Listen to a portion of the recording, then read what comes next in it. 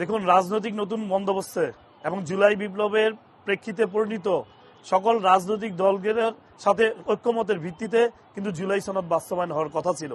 যদি জুলাই সনদ বাস্তবায়িত হতো তাহলে পরস্পর রাজনীতির সাথে আমাদের যে সুসম্পর্ক, সরকারি দল বিরোধী দল নির্বিঘ্নে তারা তাদের কর্মকাণ্ড পরিচালনা করতে পারতেন। যেহেতু জুলাই সনদ পরিপূর্ণভাবে বাস্তবায়ন হয়নি, এদেশের 70% জনগণ হায়ের পক্ষে ভোট দিয়েছে। যেহেতু এই জুলাই সনদ বাস্তবায়িত না হচ্ছে না, সেহেতু সরকারি দলের পক্ষ থেকে তো একটু থ্রেড আছেই। বিভিন্নভাবে হুমকি, হয়রানি, নির্যাতনের কথা এখন ইতিমধ্যে বলা হচ্ছে। আমাদের সহকর্মী সহযোদ্ধা অনেককেই হুমকি ধামকি দেওয়া হচ্ছে ইতিমধ্যে, এবং আমাকে বিরুদ্ধেও বিভিন্ন ধরনের হুমকি ধামকি দিচ্ছে। ফেসবুকের মাধ্যমে, সামাজিক যোগাযোগ মাধ্যমে বিভিন্নভাবে ভয়ভীতি দেখানোর কথা বলা হচ্ছে। আর আমরা তো মারা গেছি বহু আগেই, আমাদেরকে ইনশাল্লাহ ভয়ভীতি দেখিয়ে কোনো লাভ নেই। আমরা দেশের জন্য, দেশের জনগণের জন্য সেবা করার জন্য কাজে নেমেছি।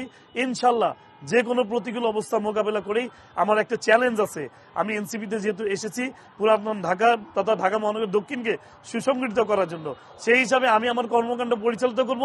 যদি কেউ বাধাগ্রস্ত করে, আমরা ইনশাল্লাহ মোকাবেলা করার জন্য সর্বাত্মক প্রস্তুতি নিয়ে রাখছি।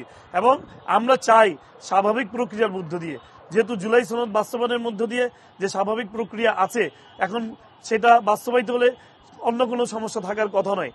যদি আমাদের বিভিন্নভাবে হয়রানি করে, তো অবশ্যই আপনাদের সহযোগিতা নেব এবং দলের সহযোগিতা নিয়ে আমরা আমাদের লক্ষ্য এবং উদ্দেশ্যে পৌঁছানোর জন্য সর্বোত্তক চেষ্টা চালিয়ে যাবো ইনশাল্লাহ। জুলাই যোদ্ধা যারা, তাদের মাধ্যমে এবং এই এনসিপি গঠিত হয়েছে, তাদের একটি অভিজ্ঞতা হয়েছে, বিশাল একটি অভিজ্ঞতা। একটি সরকার পতনের যে পৃথিবীর ইতিহাসে সবচেয়ে বড় ফ্যাসিবাদ যে সরকারটি ছিল বাংলাদেশের, শেখ হাসিনা সরকারকে তারা উৎখাত করতে সক্ষম হয়েছে। আশা করি ইনশাল্লাহ তারা সামনের দিনগুলোতে একসাথে ঐক্যবদ্ধভাবে, আমার যে অভিজ্ঞতা আছে সেই অভিজ্ঞতাকে কাজে লাগিয়ে আমরা ঐক্যবদ্ধভাবে আমরা সরকারকে তার আইনের মধ্যে থেকে, আইনের সীমাবদ্ধতার মধ্যে থেকে আমরা সুসংগঠিত হয়ে ঐক্যবদ্ধভাবে সরকারের যে সমস্ত ভুল ত্রুটিগুলো আছে সেই ভুল ত্রুটিগুলি ধরিয়ে দেওয়ার জন্য আমরা সর্বাত্মক ভূমিকা রাখতে সচেষ্ট থাকবো। আপনারা মনে রাখবেন, বিদায় হজের ভাষণে রাসূল সাল্লাল্লাহু আলাইহি ওয়াসাল্লাম কিন্তু বলেছেন, তোমাদের মধ্যে যদি হাবশী কৃতদাসকেও তোমাদের নেতা নির্বাচিত করা হয়, তোমরা তার আনুগত্য করবে। কাজেই এখানে ছোট বড়, সিনিয়র জুনিয়র কোনো বিষয় নয়। আমরা সকলেই যে আমার নেতা, তার প্রতি আমার যথাযথ আনুগত্য থাকবে এবং তার আনুগত্যের প্রতি শ্রদ্ধাশীল হয়ে আমি ইনশাল্লাহ আগামী দিনগুলোতে আমরা ঐক্যবদ্ধভাবে সরকারের যে সমস্ত কর্মকাণ্ড আছে এবং জনবিরোধী যে সমস্ত কর্মকাণ্ড থাকবে, আমরা সেই সমস্ত বিষয়ে সোচ্চার থাকবো। এবং আমাদের প্রথম এবং প্রধান কাজ হবে সংগঠনকে শক্তিশালী করা।